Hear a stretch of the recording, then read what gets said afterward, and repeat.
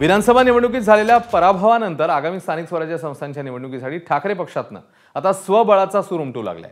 शिवसेना उद्धव बाळासाहेब ठाकरे पक्षाच्या बैठकीत अनेकांनी आगामी महापालिका आणि स्थानिक स्वराज्य संस्थांच्या निवडणुका स्वबळावर लढवण्याचा आग्रह धरलाय, अशी माहिती अंबादास दानवेंनी दिली।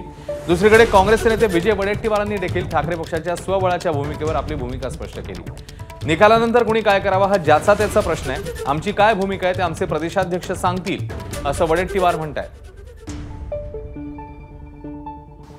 काही लोकांचा सूर निश्चित आहे की स्वतंत्रपणे लढलं पाहिजे, हा सूर आहे, हे काय आम्ही नाकारत नाही।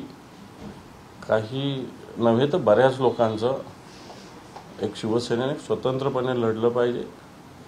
शेवटी सत्ता येणं आणि न येणं, शिवसेना काय सत्तेसाठी जन्मलं नाही, सत्ता शिवसेनेला मिळेल। तो शिवसेना का विचार आणि काम करणारी संघटना आहे। आघाडीमध्ये नुकसान झाला, फायदा झाला, ही पण त्यांची इच्छा आहे, तशी आमची पण इच्छा होती।